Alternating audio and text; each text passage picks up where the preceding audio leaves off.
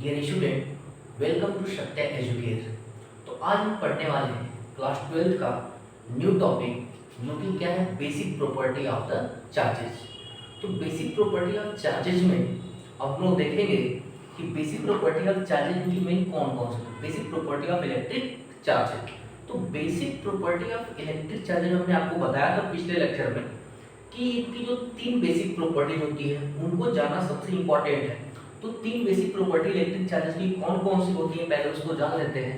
तो फर्स्ट होता है, फर्स्ट यहाँ पे देखा जाए तो इसकी बेसिक प्रॉपर्टी कौन सी आएगी, additivity of charge, additivity of charges. Second property कौन सी आएगी, कंजर्वेशन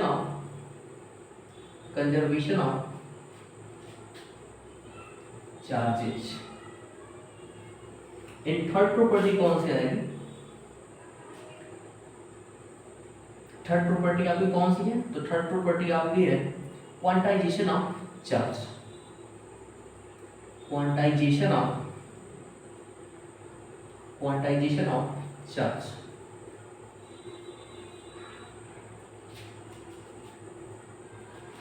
तो ये तीन बेसिक प्रॉपर्टी होती है चार्जेस की, जिसको आप लोगों को जानना सबसे मोस्ट इंपॉर्टेंट है। हमने कुछ प्रॉपर्टी देखी थी पीछे, बट ये आपकी मेन प्रॉपर्टी है चार्जेस की।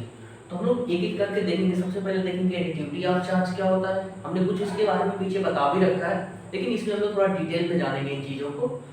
और फिर इसके बाद देखेंगे क्या, कंजर्वेशन ऑफ चार्जेस। उसके बाद करेंगे क्वांटाइजेशन ऑफ चार्जेस। तो हम लोग चलते हैं नेक्स्ट स्लाइड पे और देखते हैं यहाँ पे basic property of electric charges. तो कुछ इसके बारे में पहले हम लोग जान लेते हैं।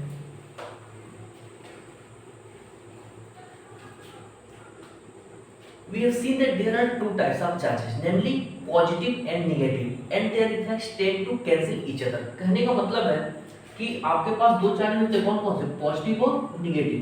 लेकिन यदि कोई बॉडी है, कोई ऑब्जेक्ट है, अगर दोनों पे ही ये पॉजिटिव और निगेटिव चार्जेस हैं और उन दोनों का इक्वल अमाउंट है, मतलब number of positive charge equal to number of negative charge, then वो बॉडी बोली जाती है कि ये बॉडी किस कंडीशन में है, न्यूट्रल कंडीशन में। न्यूट्रल कंडीशन में क्यों बोली जाती है कि जब बॉडी के पास equal number of positive and equal number of negative charges हो जाते हैं तो ये एक दूसरे की इफेक्ट को क्या करते हैं, कैंसिल आउट कर सकते हैं। दोनों आपस में मिलकर के क्या हो जाते हैं, न्यूट्रलाइज हो जाते हैं। पॉजिटिव नेगेटिव जब एक साथ आपस में मिलेंगे तो बॉडी क्या हो जाएगी, न्यूट्रलाइज्ड, और दोनों का अमाउंट क्या रहेगा, इक्वल रहेगा। अगर कोई भी चार्ज अधिक हुआ, एक पॉजिटिव या फिर एक नेगेटिव, थोड़ा एक भी चार्ज अगर अधिक हुआ तो बॉडी न्यूट्रल कंडीशन में नहीं रहेगी। अब वहां पे बोला जाएगा body will be charge body. Body कैसे हो जाएगी, चार्ज बॉडी। तो अगर इक्वल अमाउंट में number of positive and number of negative charges किसी बॉडी पे प्रेजेंट है, that body is called a neutral body. और ये जब भी पॉजिटिव और नेगेटिव चार्जेस आपस में मिलते हैं तो एक दूसरे के इफेक्ट को क्या कर देते हैं, न्यूट्रलाइज कर देते हैं। Next point, if the size of charge body are very small as compared to distance between them, we treat them as a point charge। अगर कोई चार्ज बॉडी है, मान लो स्फीयर है, ठीक है, स्फीयर है और इस पे चार्ज यूनिफॉर्मली ऊपर डिस्ट्रीब्यूटेड है, यूनिफॉर्मली चार्ज का डिस्ट्रीब्यूटेड है, तो आपको तो पता है कि स्फीयर है तो स्फीयर का कुछ एरिया होगा और कुछ वॉल्यूम होगा, तो उसके अकॉर्डिंग आपको देखने को मिलेगा कि बॉडी के ऊपर चारों इसके पूरे सरफेस पे जो क्या है, चार्ज डिस्ट्रीब्यूटेड है। बट इस अगर आप इसको कहीं से ऑब्जर्व कर लो, किसी पॉइंट मान लो ए से इस बॉडी को ऑब्जर्व कर लो, और जितना इसका साइज है, कहने का मतलब इसका जितना सरकमफरेंस है, जितना साइज है, उस साइज से डिस्टेंस आपकी बहुत ही ज्यादा है, बहुत ही क्या ज्यादा है।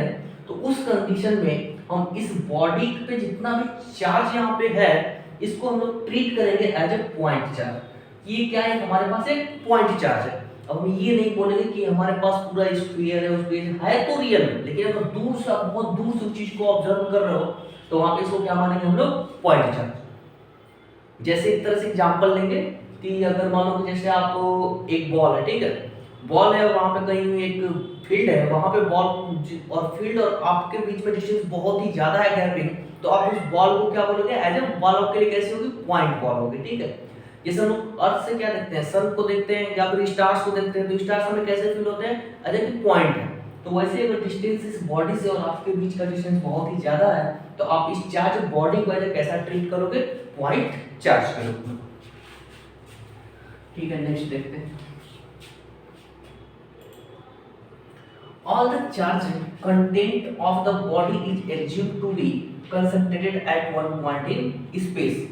जितने भी चार्जेस कोई बॉडी अगर कंटेंट की रहती है तो ये माना जाता है कि जितने भी चार्जेस होंगे उसके सेंटर पे सभी के सभी चार्जेस क्या रहेंगे, एक तरह से कंसंट्रेटेड रहेंगे। जैसे मास होता है ना, मास, सेंटर ऑफ मास, वैसे ही यहाँ पर चार्ज की बात की जा रही है कि all the charge content of the body is assumed to be concentrated rate at one point in space। किसी एक पॉइंट पे क्या रहेंगे, स्पेस में कंसंट्रेटेड रहेंगे। नेक्स्ट पॉइंट, अब क्या है, अब वो basic property of charge. Basic property of charge में क्या है, एडिटिविटी ऑफ चार्जेस। हमने पीछे इसको एक्सप्लेन कर रखा है, फिर हम देखते हैं इसमें पॉइंट्स क्या है। If a system contains 2 point charges Q1 and Q2, the total charge of the system is obtained simply by adding algebraic Q1 and Q2, that is charges and up like real number or they are scalar like the mass of the body।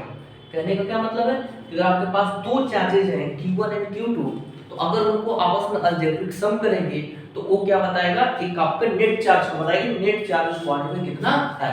तो simply additivity of charge हम लोग क्या करते हैं, जितने भी charges होते हैं उसको सिंपली क्या करते हैं, अलजेब्रिक सम करके आपस में ऐड कर देते हैं, तो उससे आपको उस सिस्टम का नेट चार्ज आपको पता चल जाता है। तो if a system contains the charges Q1 Q2 Q3 dot dot Qn, then the total charge of the system Q equal to Q1 plus Q2 plus Q3 plus dot dot dot Qn। और इसको add करते समय आप sign का ध्यान रखोगे कि अगर मान लो किसी चार्ज के पास कोई नेगेटिव चार्ज है तो उस नेगेटिव चार्ज को हम लोग इसमें नेगेटिव साइन के साथ क्या करेंगे, प्लेस करेंगे, और जो वैल्यू आएगा उसको हम लोग क्या करेंगे, फाइंड आउट कर लेंगे। Charge has magnitude but no direction. बोला जा रहा है चार्ज के पास मैग्नीट्यूड तो है, डायरेक्शन नहीं है। हमने पिछले चैप्टर में स्लाइड में बात करी थी कि चार्ज के पास डायरेक्शन भी होता है। डायरेक्शन किस वे में होता है, अगर मान लो कोई चार्ज किसी सिस्टम के अंदर फ्लो कर रहा है तो सिस्टम के अंदर फ्लो करने वाले चार्जेस के पास डायरेक्शन होते हैं। उस समय में उनको स्केलर क्वांटिटी क्यों बोला था, क्योंकि वो वेक्टर लॉ ऑफ एडिशन को फॉलो नहीं करते। तो यहाँ पे क्या बोला गया, charge has magnitude but no direction. Direction charges के पास नहीं होते हैं। कुछ केसेस में डायरेक्शन आपको देखने को मिलेंगे, कब, जब वो किसी एक सिस्टम के अंदर फ्लो कर रहा होगा तब आपको पता है कि नेगेटिव चार्ज है, बोला जाए किस डायरेक्शन में फ्लो करेगा, तो आप सिंपली बोल दो नेगेटिव चार्ज है तो नेगेटिव टू पॉजिटिव की तरफ फ्लो करेगा। तो डायरेक्शन तो है कि कब, एक सिस्टम के अंदर। लेकिन उस समय क्यों स्केलर क्वांटिटी बोल रहे हैं, क्योंकि does not follow the vector law of addition. तो एक तरह की क्या है, एक तरह से आपके चार्ज जो है क्या है, scalar quantity. However there is one difference mass and charge. बोल रहा है कि फिर भी मास और चार्ज के बीच में एक डिफरेंस है, और वो डिफरेंस कौन सा है उस चीज को हम लोग इसमें क्या करेंगे, देखेंगे। चार्ज और मास के बीच में डिफरेंसेस क्या क्या होते हैं। तो क्या डिफरेंसेस आएंगे कि मास को आपने कभी भी ऑब्जर्व किया होगा कि मास जो होता है हमेशा पॉजिटिव होता है, but charge should be negative. Charge negative हो सकते हैं लेकिन मास हमेशा क्या होता है, पॉजिटिव होता है। तो निगेटिव किस वे में होगा चार्ज, निगेटिव कैसे बोल सकते हैं चार्ज में निगेटिव। आपको बस पता है कि जितने भी इलेक्ट्रॉन्स होते हैं इलेक्ट्रॉन के पास कौन सा चार्ज होता है, नेगेटिव चार्ज। तो यही दोनों में अंतर है कि mass will be always positive but charge क्या हो सकता है आपका, नेगेटिव हो सकता है। पॉजिटिव भी होता है चार्ज और नेगेटिव भी होता है। Mass of a body is always positive whereas charge can be either positive और negative. Proper sign have to be used while adding the charges in the system. बताया था कि जब भी चार्ज को आप ऐड करोगे तो उस प्रॉपर साइन के साथ रखोगे। माइनस में अगर रहेगा तो माइनस साइन को क्या करोगे, इंक्लूड कर लो। For example the total charge of a system containing 5 charges +1 +2 +3 +4 and 5 in so same arbitrary unit, it +1 plus सभी को आपस में क्या करेंगे, साइन के साथ ऐड कर देंगे और ये कितना बढ़ेगा, 15 in the same unit. 15 unit बनेगा, सभी को ऐड करेंगे। और कौन सा फार्मूला यूज करते हैं हमेशा, Q = N * E। किसी बॉडी के पास कितना चार्ज है उसको पता करने के लिए हम फार्मूला कौन सा यूज करते हैं, Q = N * E। N * E कहां से आता है, from the quantization of charge का फार्मूला है कि टोटल नेट चार्ज बॉडी में कितना है। तो ये देखो क्वांटाइजेशन ऑफ चार्ज, फार्मूला उसके लिए क्या, Q = N, where N is the whole number, positive और नेगेटिव। n आपका पॉजिटिव भी हो सकता है, नेगेटिव भी हो सकता है, इंटीजर में आ सकता है पॉजिटिव और नेगेटिव। इलेक्ट्रॉन पे चार्ज पॉजिटिव क्यों एक बार प्लस माइनस आएगा, क्योंकि जो आपका इलेक्ट्रॉन जो ई चार्ज दिख रहा है, चार्ज अगर प्रोटॉन रहा तो पॉजिटिव, इलेक्ट्रॉन रहा तो नेगेटिव। तो ये वैल्यू आपकी क्यू की वैल्यू पॉजिटिव और नेगेटिव दोनों हो सकती है। तो n की वैल्यू क्या होल नंबर्स के फॉर्म में रहेगी, पॉजिटिव इंटीजर और फिर negative integer. Experimentally, it is established that all free charges are integral multiple of the basic unit of charge denoted by E. सभी के सभी चार्ज किसी बॉडी का क्या होता है, integral multiple of the whole number या फिर integral multiple of their integers, whole number के फॉर्म में 1 2 3 4 जो भी, ये सब एक्सप्लेन कर चुके हैं, ठीक है। The charge Q on a body is always given by Q equal to N into E, where N is any integer, positive or negative. This basic unit of charge is the charge that an electron or proton carries. ये charge किसके पास होगा, या तो electron के पास या तो proton के पास। By convention, the charge on an electron is taken to be negative. Charge जो इलेक्ट्रॉन करेंगे क्या रहेंगे, नेगेटिव रहेंगे, और प्रोटॉन जो रहेगा वो क्या रहेंगे, पॉजिटिव रहेंगे। Therefore, charge on an electron is written as minus E and that on a proton is written as plus E.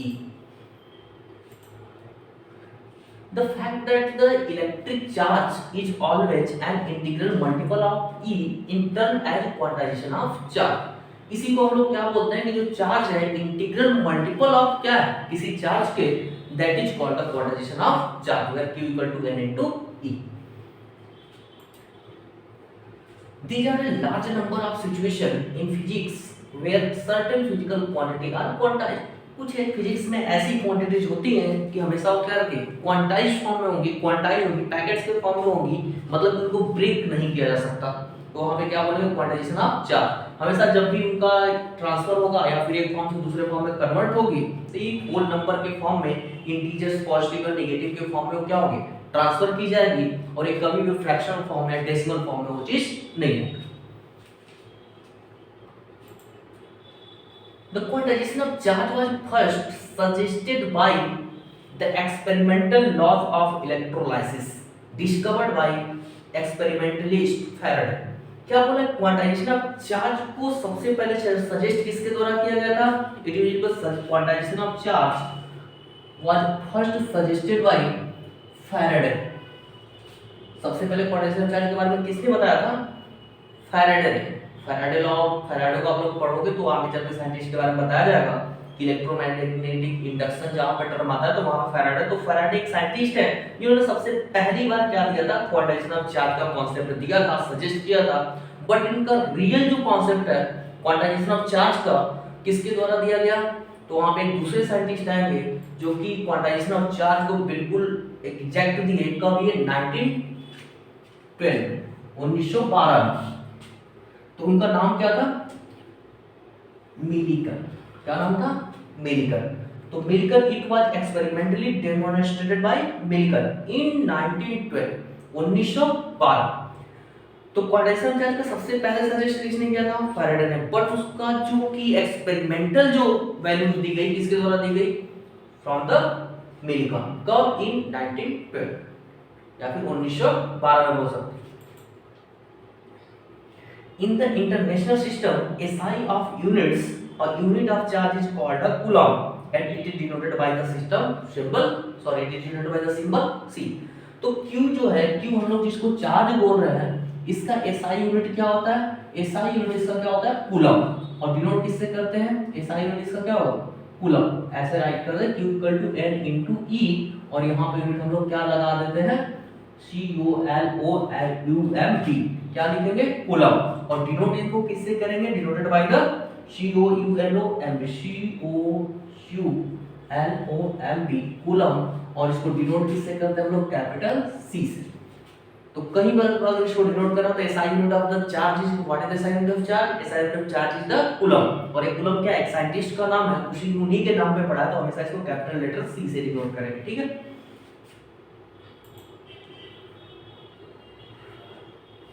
अब यहाँ पे एक बात की जा रही है, इसको आप लोग थोड़ा समझना। There are about 6 into 10 to the power 18 electrons in a charge of 1 coulomb.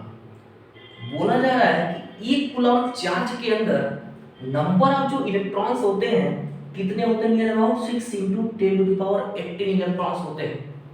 अगर आपके पास बोला जाए कि आपके पास 1 कूलम का चार्ज है, बोला जाए कि how many number of there are electrons, तो 1 कूलम चार्ज के अंदर कितने नंबर ऑफ इलेक्ट्रॉन पाए जाएंगे? 6 into 10 to the power 18 numbers of electron. और रियल में वैल्यू जब आएगी तो 6 इंटू 10 टू द पावर 18 नहीं आएगी, अब क्या आएगी 6.25 into 10 to the power 18 number of electron. But हम लोग इसको क्या करते हैं कि आपके क्वांटाइज फॉर्म में वो वैल्यू जो 6.25 है वेरिएशन आता है ड्यू टू द डिवीजन कुछ वैल्यू के कारण, लेकिन आपके पास नंबर ऑफ इलेक्ट्रॉन जो भी आएंगे तो आपको पता है कि इलेक्ट्रॉन्स को हम लोग डिवाइड करके नहीं शेयर कर सकते, तो ये वैल्यू आपको 6 into 10 to the power 18 numbers of electron in a charge of 1 coulomb. इसको कैसे फाइंड आउट किया गया? तो फाइंड आउट करने के लिए अगर हम बात करें Q इक्वल टू क्या है? N into E, N into E, where Q is the charge, N is the number of electron and E is the charge of electron। अगर मान लें कि हमारे पास Q जो है चार्ज है कितना कूलम का है? 1 कूलम का। आपके पास नंबर ऑफ इलेक्ट्रॉन निकालने हैं, how many numbers of electron, तो आपको पता है multiply charge on electron 1.6 into 10 to the power -19। तो n की वैल्यू अगर आपको निकालेंगे तो क्या करोगे? 1 divide by 1.6 equal to 6 into 10 to the power -19, ये किसके बराबर हो जाएगा? n के बराबर। ये जब आप n की वैल्यू निकालोगे तो आफ्टर डिवीजन ये आपकी वैल्यू आ जाएगी 6 into 10 to the power 80 number of क्या? इलेक्ट्रॉन्स। यहाँ से हम लोग फाइंड आउट कर लेंगे कि अगर आपके पास 1 कूलम का चार्ज है तो उसमें नंबर ऑफ इलेक्ट्रॉन की क्वांटिटी कितनी होगी? इतनी होगी, n equal to 6 into 10 to the power 80 numbers of electron. तो ये आई थिंक क्लियर हो गया होगा कि ये नंबर ऑफ इलेक्ट्रॉन को हम लोगों ने फाइंड आउट कहाँ किया, तो वही आपका फर्स्ट जो फार्मूला था Q equal to n into E, इसी की हेल्प से आपको पता था कि 1 कूलम का चार्ज है, वैल्यू को प्लेस के चार्ज ऑन इलेक्ट्रॉन को n की वैल्यू निकल आई, जो कि n क्या बताता है? नंबर्स ऑफ इलेक्ट्रॉन को। देखते हैं next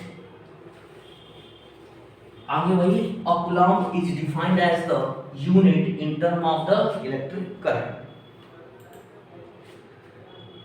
In terms of this definition, 1 coulomb is the charge, 1 coulomb is the charge flowing through a wire if it has 1 ampere of current।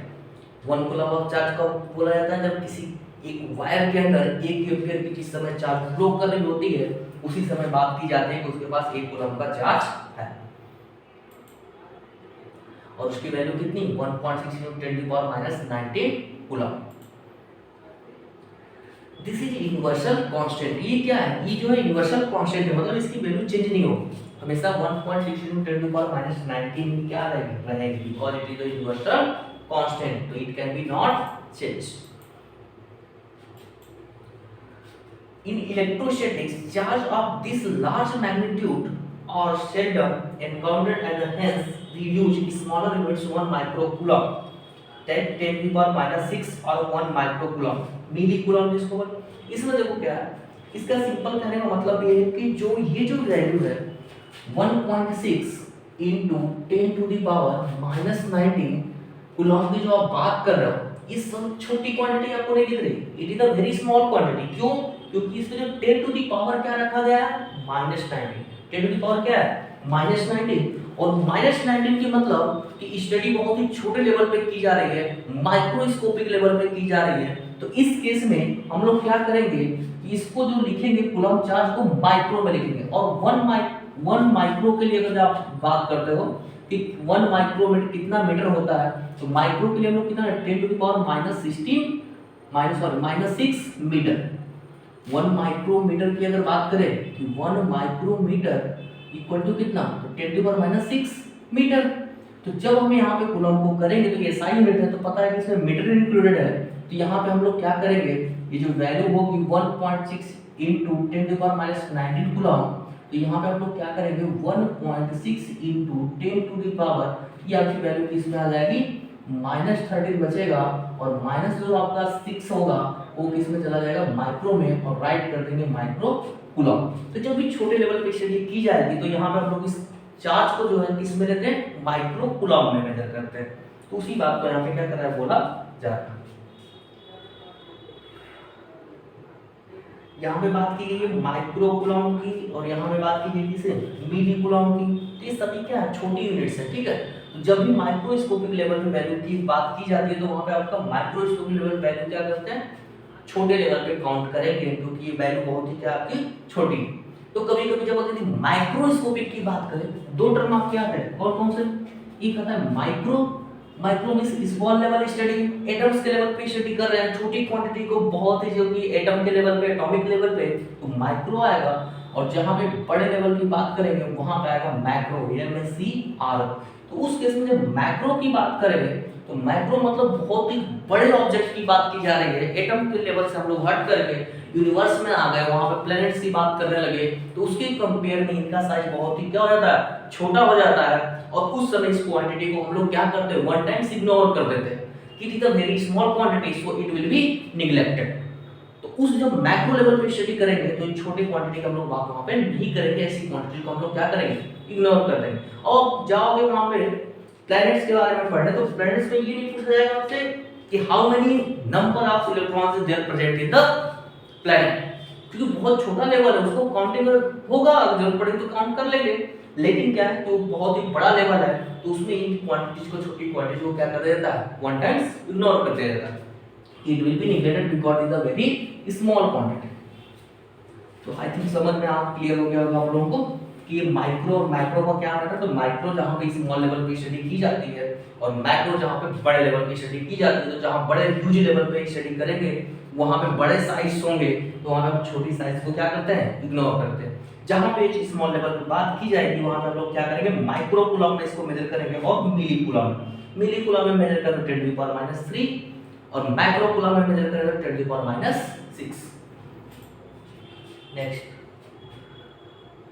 if the protons and electrons are the only basic charge in the universe, all the observable charge have to be integral multiple of electrons. Thus, if a body contains n1 electrons and n2 protons, the total amount of charge of a body is n2 into में e plus n1 into minus e, n2 minus n1 equal to n2 minus n1 into e।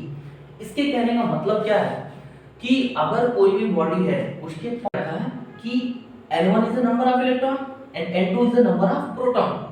तो अगर बात करें कि आपसे पूछा जाए कि नेट चार्ज जो होगा, नेट चार्ज बॉडी पे कितना आएगा, तो आपसे ये बोला जाए कि नेट चार्ज बॉडी का बताओ। ये नहीं बोला जा रहा है कि जो बॉडी का नंबर ऑफ इलेक्ट्रॉन बताओ, नंबर ऑफ प्रोटॉन। आपसे बॉडी पे बोला जाए नेट चार्ज बताओ, क्योंकि चार्ज तो यहाँ पे दोनों है, प्रोटॉन भी चार्ज है और इलेक्ट्रॉन भी चार्ज है। तो आपसे बोला गया नेट चार्ज बॉडी में कितना होगा ना, कि ये बोला गया नंबर ऑफ इलेक्ट्रॉन बॉडी में कितना है, नंबर ऑफ प्रोटॉन। जब वैसी बात आएगी कि नंबर ऑफ चार्ज बताओ बॉडी पे, तो आप क्या करोगे, वही फार्मूला लगाओगे। कौन सा फार्मूला आपका आएगा, फार्मूला को कौन सा आएगा, Q equal to N into E। अगर मान लो इलेक्ट्रॉन की बात करें कि इलेक्ट्रॉन का चार्ज कितना है, तो Q E राइट कर देते हैं इसको। और नंबर ऑफ इलेक्ट्रॉन बोला है कि नंबर ऑफ इलेक्ट्रॉन कितना है, N1 इंटू E। और पता है इलेक्ट्रॉन का जो चार्ज होता है वो क्या होता है, नेगेटिव, तो माइनस साइन आ जाएगा इलेक्ट्रॉन के लिए। वैसे अगर प्रोटॉन की बात करें तो प्रोटॉन के चार्ज की बात करें तो क्या राइट करेंगे, QP। और QP और बोला कि नंबर ऑफ प्रोटॉन कितने हैं, N2, राइट कर दिया N2। और इसमें प्लस होता है तो प्लस, क्यों कि चार्ज उसमें क्या रहेगा, प्लस रहेगा। तो E की वैल्यू प्लस पॉजिटिव रखनी और E की वैल्यू इलेक्ट्रॉन के लिए क्या रहेगा, नेगेटिव। अब बोला जा रहा है कि नेट चार्ज बॉडी में बताओ, हमें ये नहीं बताना है कि नंबर ऑफ इलेक्ट्रॉन कितने या फिर चार्ज ऑफ इलेक्ट्रॉन कितने हैं, चार्ज ऑफ प्रोटॉन कितने हैं, हमें ये बताना है नेट चार्ज बॉडी में कितनी होगी। तो Q नेट की वैल्यू आप बताओ, Q नेट इक्वल टू क्या पता है, सिंपल अलजेब्रिक सम कर देंगे पूरे चार्जेस का। तो चार्ज कौन सा, इलेक्ट्रॉन का चार्ज QE और प्लस किसका चार्ज, प्रोटॉन का चार्ज QP।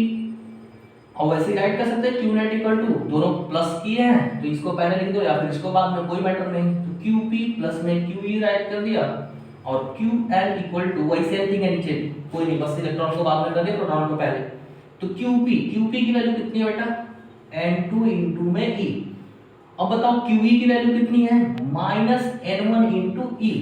E दोनों में कॉमन है, बाहर कर लो। तो Q नेट इक्वल टू कितना आया, N2 माइनस N1 इंटू में E। ये तो आपका नेट चार्ज बॉडी में कितना होगा, net charge of the body is equal to N2 minus N1 into E। मतलब नंबर ऑफ प्रोटॉन को रखा माइनस नंबर ऑफ इलेक्ट्रॉन को रखा और उसमें चार्ज को क्या कर दिया, multiply, that becomes the net charge on the body. और वही बात यहाँ पे बोली जा रही है कि if a body contains n1 electron and n2 protons the total amount of charge on the body is n2 minus n1 into e। और ये जो आपको दिख रहा है n2 into e minus e into n1 that is the minus e into n1। और net charge ऐसे निकाल लेंगे सिंपल अलजेब्रिक शब्द। तो ये चार्ज, तो कंजर्वेशन ऑफ चार्ज को पहले एक्सप्लेन कर चुके हैं। अब इसमें कुछ टॉपिक्स आएंगे, उसको हम लोग क्या करेंगे बताएंगे। कंजर्वेशन ऑफ चार्ज, जैसे कंजर्वेशन ऑफ मास, तो charge can be neither be created nor be destroyed, it can be converted into one form to another form.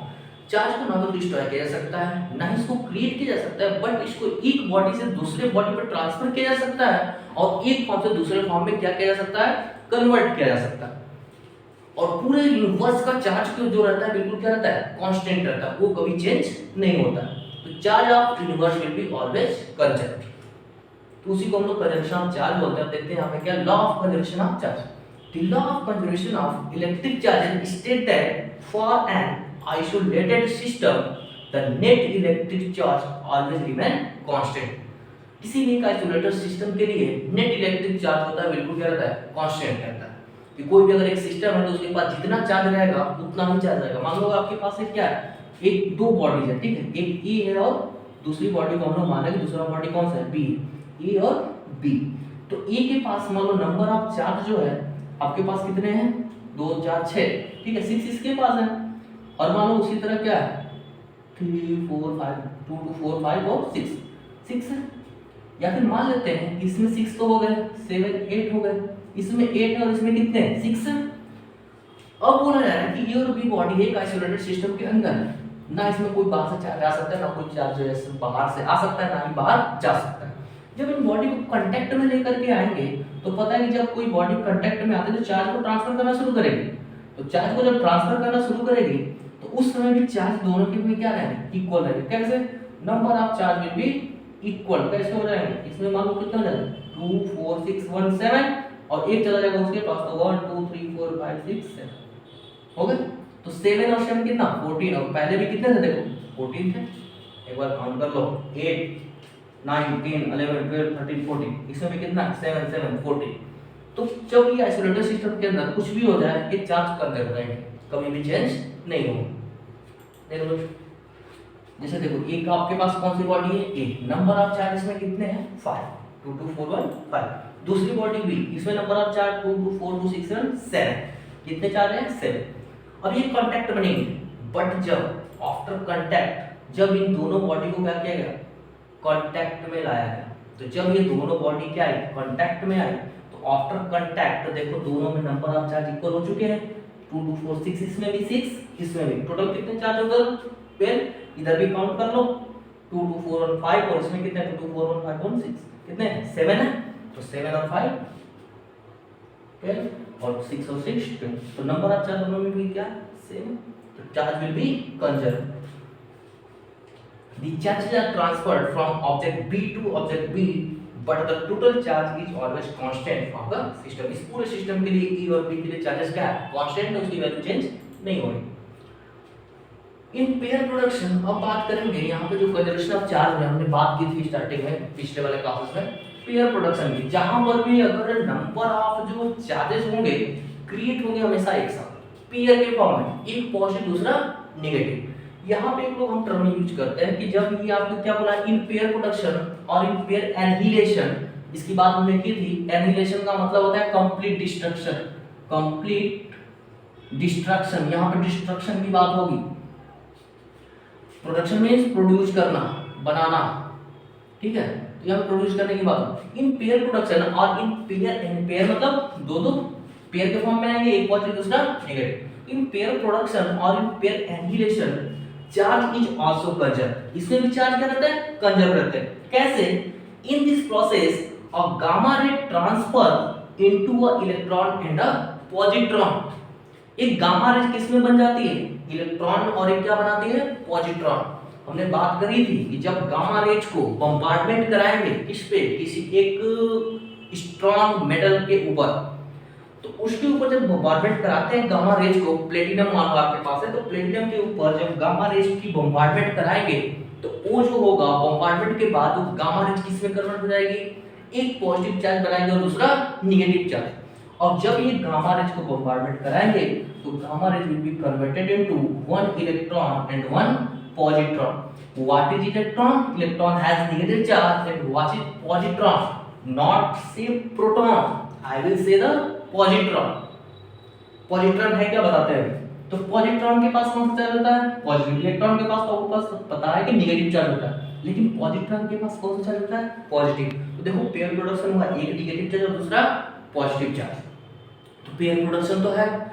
अब ये पॉजिट्रॉन जो है, पॉजिट्रॉन क्या है, इसका जो मास होता है, mass of positron is same as a mass of electron. जितना मास ऑफ पॉजिट्रॉन होगा उतना ही मास ऑफ क्या होगा? इलेक्ट्रॉन। बट आपको पता है कि मास ऑफ प्रोटॉन क्या होता है? बिल्कुल डिफरेंट होता है इससे, मास ऑफ इलेक्ट्रॉन के। पॉजिट्रॉन का मास कितना होता है? पॉजिट्रॉन के अगर मास की बात हो तो इसका भी 9.1 × 10⁻31 kg, और मास ऑफ इलेक्ट्रॉन कितना होता है? 9.1 × 10⁻31 kg। तो दोनों के मास क्या होंगे? आपस में इक्वल होंगे। इसको एंटी मैटर बोला जाता है इलेक्ट्रॉन का। पॉजिट्रॉन को एंटी पार्टिकल बोलते हैं। इलेक्ट्रॉन का एंटी पार्टिकल कौन है? पॉजिट्रॉन, नॉट प्रोटॉन, क्योंकि प्रोटॉन का मास क्या है? ज्यादा है as compare to mass of electron. But positron और इलेक्ट्रॉन का मास क्या होता है? सेम होता है। तो यहाँ पे इससे पॉजिटिव हो रहा है, तो यहाँ पे क्या हुआ? पेयर प्रोडक्शन हुआ कि जब इनको प्रोड्यूस किया गया तो दोनों एक ही साथ है, एक आया नेगेटिव चार्ज, दूसरा आया पॉजिटिव चार्ज। तो यहाँ पे गामा रेज किस में कन्वर्ट हो रही है? Converted into one negative and one positive charge, pair के फॉर्म। तो इस समय क्या हो रहा है? वही बोला गया जो statement, it will be converted into one form to another form. तो एक फॉर्म से दूसरे फॉर्म में इनका क्या हो गया? Conversion. A glass rod when rubbed with silk becomes positive as it loses electrons and the silk becomes negative by an equal amount on gaining these electrons. The isolated system of glass and silk is neutral. कहने का मतलब क्या है कि अगर हम glass rod लें और रब करें सिल्क से तो सिल्क क्या करेगा? सिल्क कौन सा चार्ज, ये जो ग्लास रॉड है, ग्लास रॉड के पास कौन सा चार्ज आ जाएंगे? Positive charge. कहां से आएंगे? सिल्क पर से। उसी समय ये जो पॉजिटिव चार्ज ये गेन कर रहा है, उसी समय सिल्क क्या करेगा? सिल्क के पास क्या जाएगा? Negative charge. नेगेटिव चार्ज किसके पास चला जाएगा? सिल्क के पास। तो ये क्या हो जाएगा? नेगेटिवली चार्ज, तो ये क्या हो जाएगा? Positively charge. और उसी समय जब ये नेगेटिव पॉजिटिव चार्ज को जब ट्रांसफर कर रहे होते हैं, उसके बाद फिर जब दोनों को आपस में कांटेक्ट में ला देंगे तो फिर से क्या हो जाएगा? न्यूट्रल हो जाएगा। लेकिन रब करते समय, रब करके जब इसको हटाया तो रॉड आपका ग्लास रॉड कैसा चार्ज हो गया? Positively charge. सिल्क कैसे चार्ज हो गया? Negatively charge. तो आपस में दोनों ने चार्ज को क्या कर लिया? ट्रांसफर कर लिया। तो यहाँ पे ट्रांसफर ऑफ चार्ज की बात की जा रही है। और आइसोलेटेड सिस्टम के अंदर अगर बात करेंगे, अगर एक दोनों सिस्टम के अंदर है तो number of positive and number of negative charges हमेशा दोनों में क्या रहेंगे? सेम रहेंगे। बस वो ट्रांसफर होते रहेंगे एक बॉडी से दूसरे बॉडी में। लेकिन नंबर ऑफ पॉजिटिव चार्ज जितने होंगे उतना नंबर ऑफ नेगेटिव चार्ज दोनों बॉडी में, ये पूरा सिस्टम के अंदर चार्जेस क्या रहेंगे? कंजर्व रहेंगे। Next slide. अब देखो यहाँ पे ये बात की जा रही है इस वाले की इन पेयर प्रोडक्शन।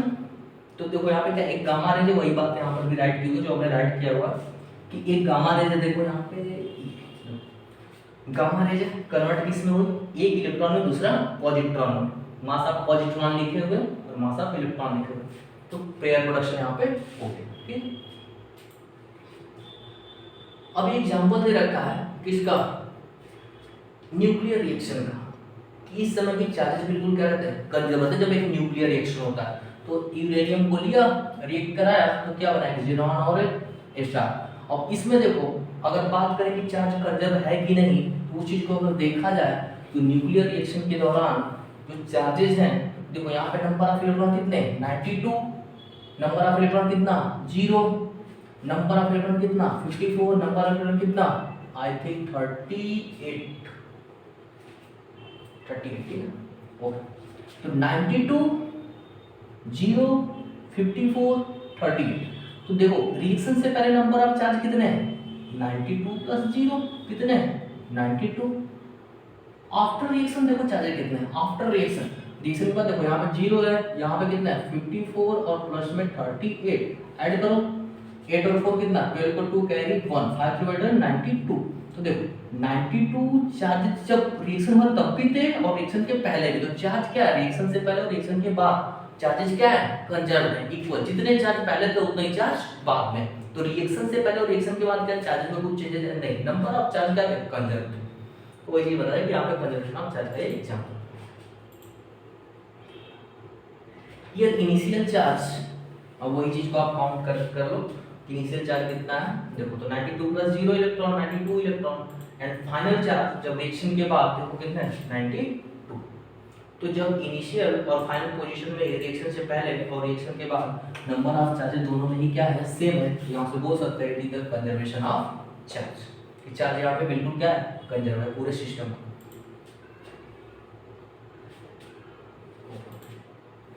अब आते हैं इसके एमसीक्यूज पे, कुछ मल्टीपल चॉइस क्वेश्चंस हैं उसको हम लोग देख लेते हैं। आपको हर एक चीज हम बता चुके हैं, अब देखते हैं एमसीक्यू आप लोग कितना सही जवाब देते हो। आप लोग आंसर कमेंट में कर सकते हो। The law of conservation of electric charge states that for an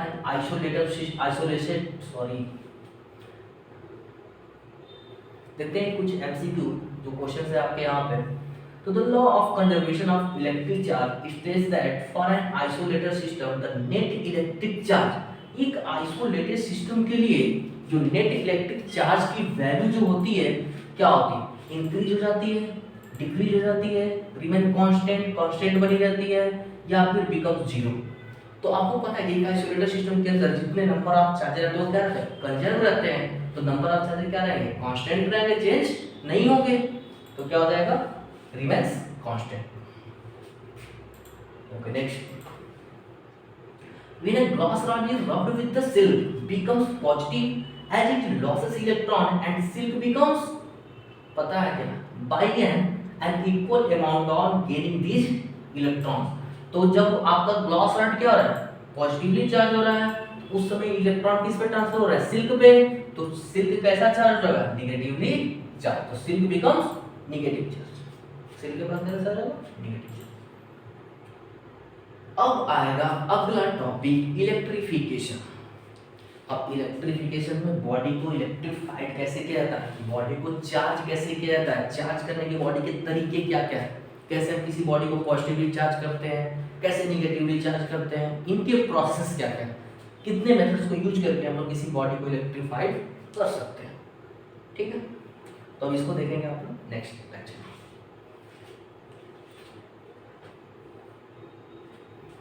okay, thank you for the class.